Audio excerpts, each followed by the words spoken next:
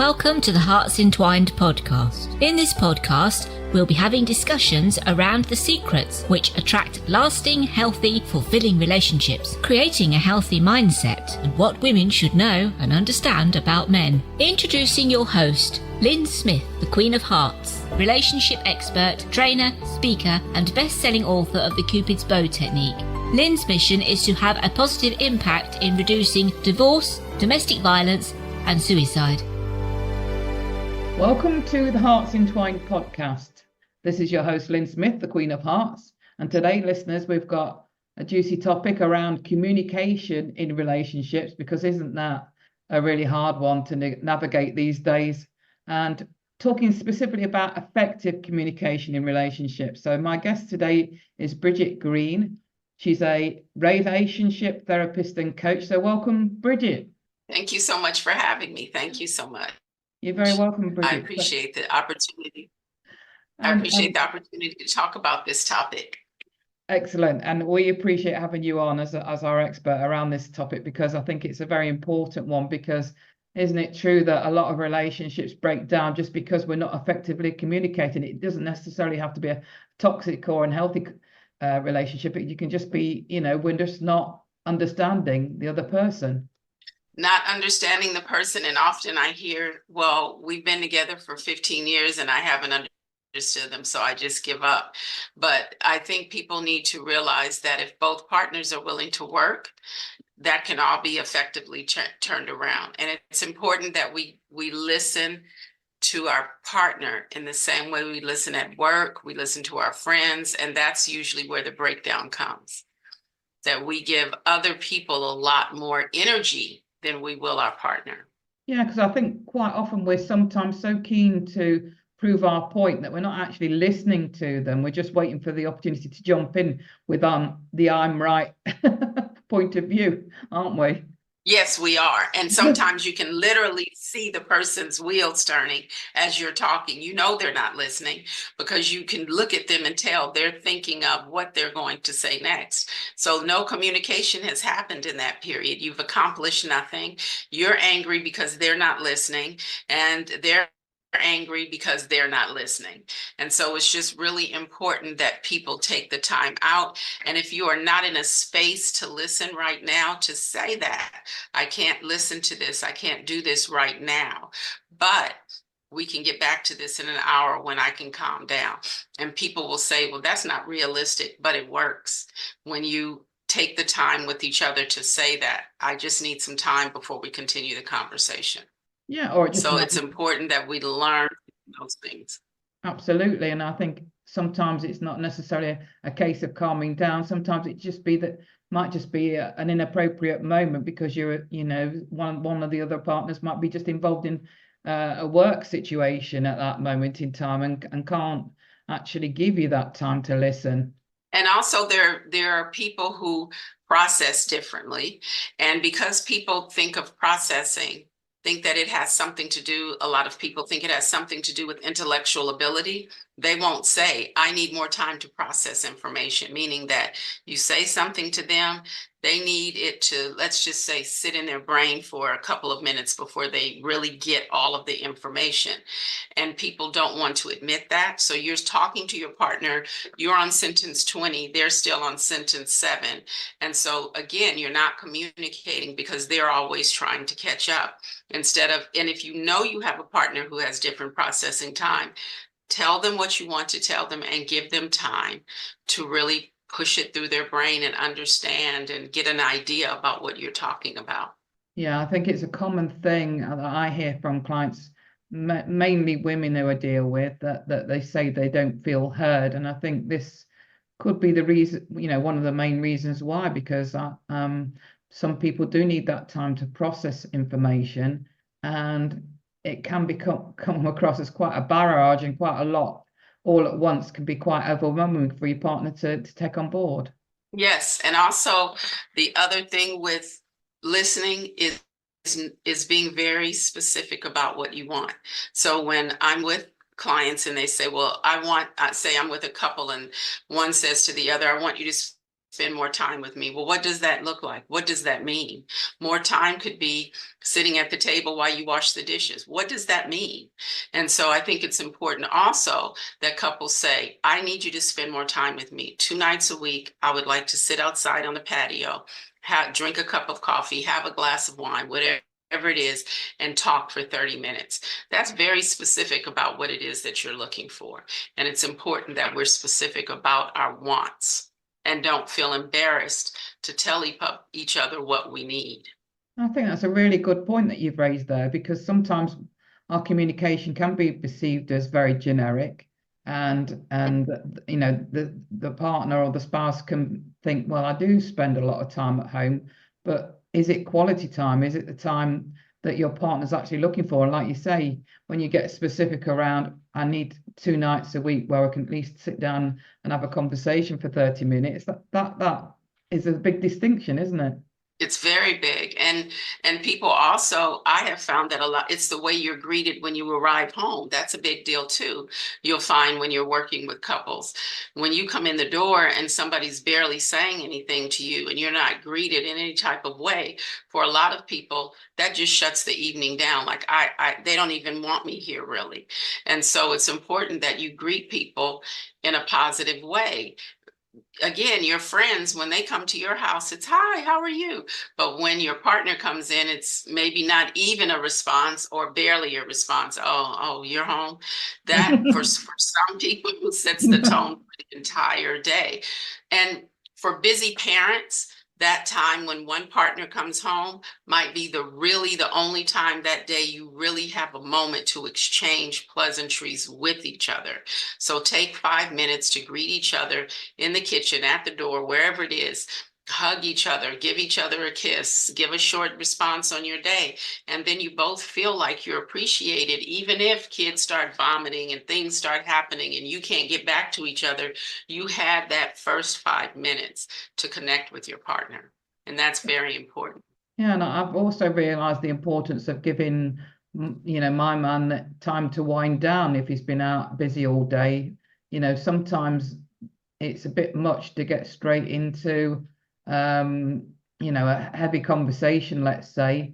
They need that sort of like a minimum of 30 minutes to actually wind down before, thinking about having an intellectual conversation. And that's why wants and needs are important, because that's when you exchange that information. Like, okay, I can wave at you when I come in, but then I need to sit in the bedroom by myself for 30 minutes. That's why it's so important that we exchange those wants and needs and are very open about them, because everybody's different. And if you do need that time to sit and unwind after work, then you deserve to have that time. But don't forget that your partner may need some time also. If they've been home all day with the kids or home for hours with the kids, maybe after your 30 minutes, they need 30 minutes to go in there and sit and look at the ceiling.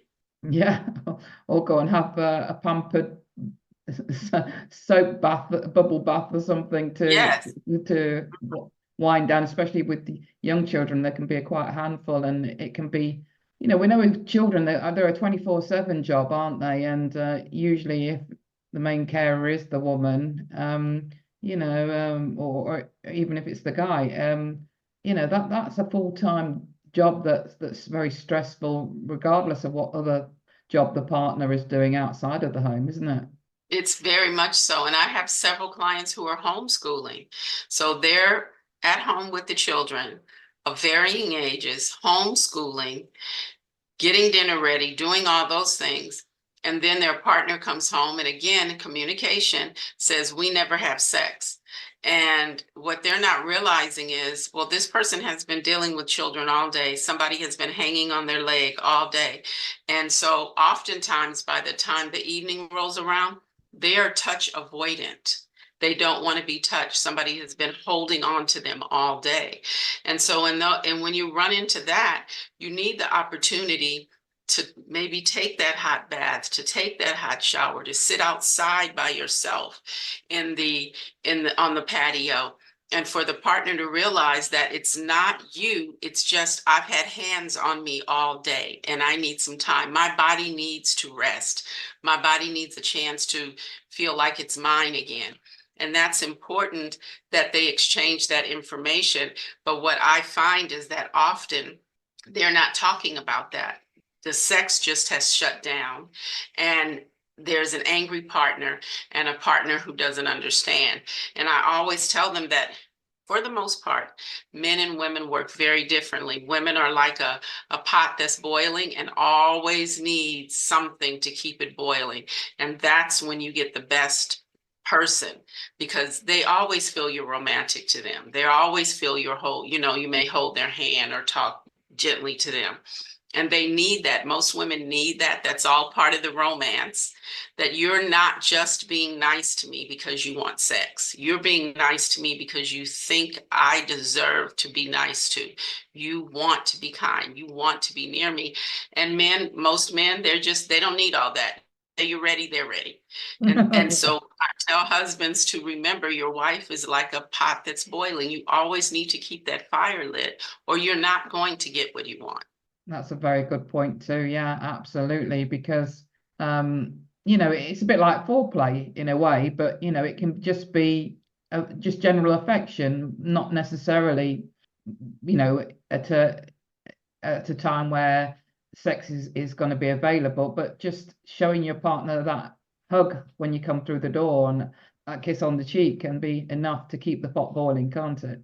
It can, or just kind words, or when you go to put gas in the car, you know that your partner likes a Hershey bar, bring a Hershey bar home.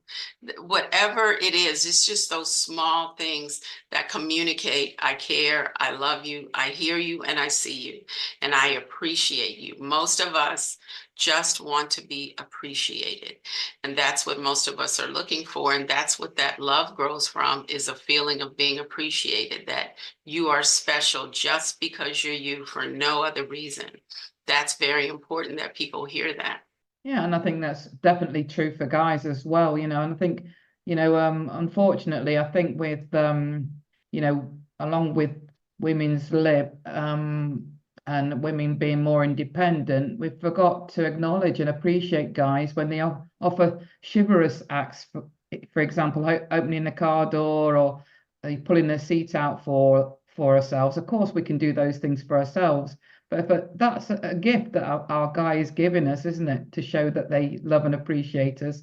And it's always nice to acknowledge and thank him for that. Yes, that is. And everybody shows it in different ways. And if that's how your partner shows it, then and for some women it is uncomfortable. So if it's uncomfortable for you, have that conversation again about wants and needs, and maybe you'll understand something about your partner you didn't before, and accept the love that they're giving to you. Most of us love people the way we want to be loved instead of the way they need to be loved. And that's a big thing we have to be very aware of too. Am I doing this because this is what I need, or am I doing this because this is what my partner needs? And that's very important in the communication aspect also. What does your partner need? Well, you don't know unless they tell you. But then oftentimes people will say, well, I've been with them for 10 years. They should know everything about me. No, because in 10 years, you've evolved, you've changed. Your wants 4 years ago are not the same wants now. Your needs not if you're growing as a person. So they can't always know the things that you want, that you need, that have changed for you. That all comes with communication. And it's worthwhile paying attention to communication, both, I suppose, verbally and with gestures and little physical touches and what have you, but also from a point of view of, I suppose, not taking people for granted. It literally is, like you said, so important to not assume that our partners are mind readers in this. That's right, because they are not.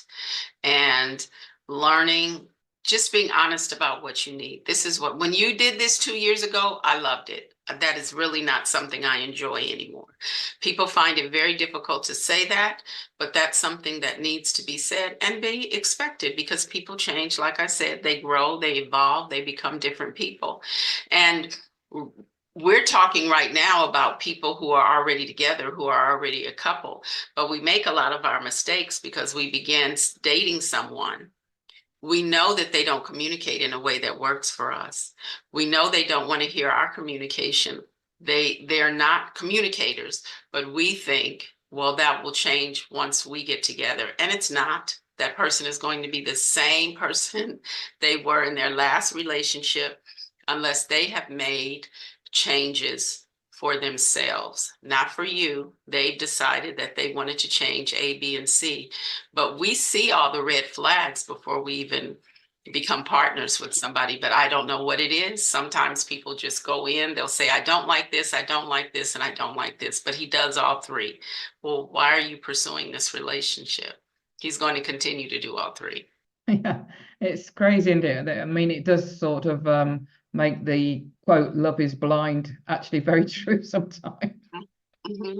Because we do ignore, like you say, people showing us who they are, even in the dating phase, and then still continuing with that relationship, even if they're doing behaviors that we're not finding acceptable.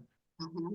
And so we have to ask ourselves, why am I willing to do that? Why am I willing to deal with things I said I would never deal with again? What is going on with me? And so a lot of couples do need to see a therapist or a coach. And it's not necessarily forever. You just may need to work on communication and what your goals are as a couple. Are you discussing what your goals are? Or are you just living life every day? It's important to know where you want to be next year, 2 years, 5 years, because oftentimes you'll find you and your partner have totally different ideas about where you want to be, but you're not communicating that to each other. And that's when we get resentments building up under the surface until, the straw comes one day that breaks the camel's back, doesn't it? Mm-hmm. It does. And that's one thing I always talk about with couples I have them write their resentments down. What are your resentments? In some relationships, you can just see resentments everywhere. And you would be surprised at the number of people who will say, I don't want to talk about my resentments. Well, if you don't talk about them, how do you get rid of them? How do you have an understanding about them with your partner? Because sometimes what is a resentment for you was really just a lack of communication. You didn't finish the conversation. So you walked around mad for 4 years. And if you had finished the conversation, you would have seen you were on the same page. Interesting. Yes, I love that. I've had couples who brought up, I had a couple who brought up, she brought up that maybe 25 years ago, he hadn't opened the door or held the door open when she came in with their new baby from the hospital. And so she said, I knew at that moment what life was going to be like. How did you know at that moment was like what life was going to be like? He's a new dad. He's nervous. He's trying to bring things in. Why didn't you all discuss that? I didn't need to discuss it. I knew who he was at that moment. You mean you never knew during your pregnancy, dating, marriage? You just knew because he didn't hold the door open? That was a conversation you should have had. But she could describe that moment in detail 25 years later. That was a resentment she'd been carrying for 25 years. That was a lot of wasted energy.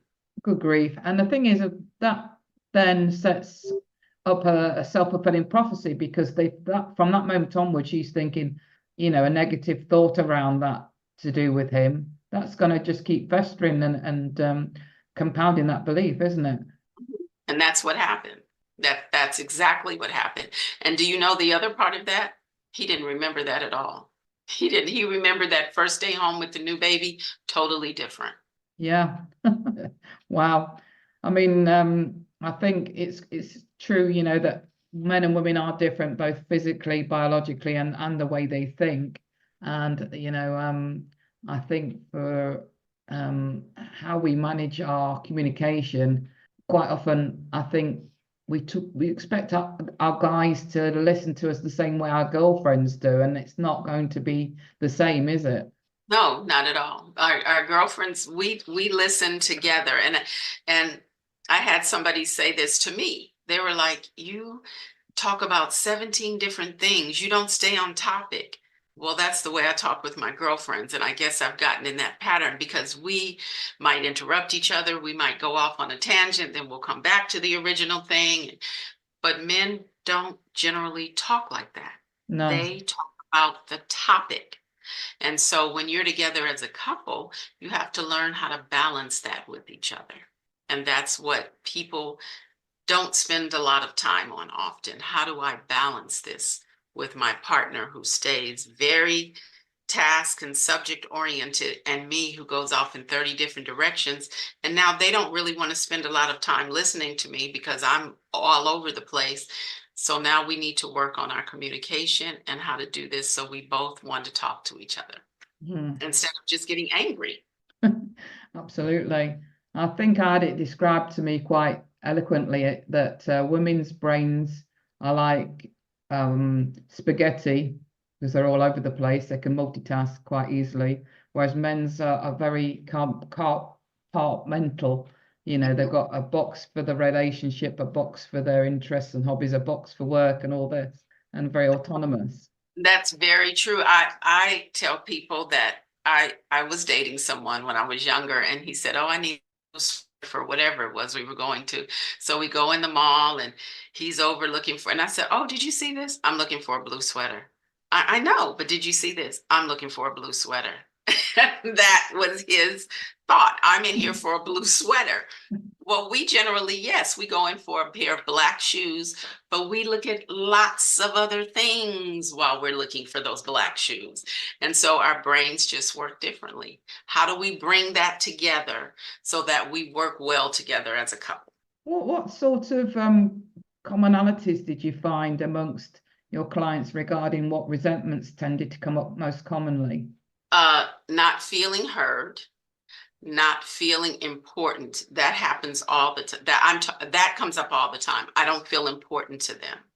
And oftentimes, because I work with the neurodiverse community a lot, people will say the rest of the world gets the best of them because people mask, neurodiverse people mask often in the world. And when they come home, they take that mask off. And now you're getting the real person who doesn't always have the skills that they need to communicate. And so those are the things that I get: not being heard, not feeling important, and time. That's the other issue that comes up a lot. We don't have time for each other, or he doesn't have time for me, and sex is a big one. We're not having enough sex. So those are the things that tend to come up often.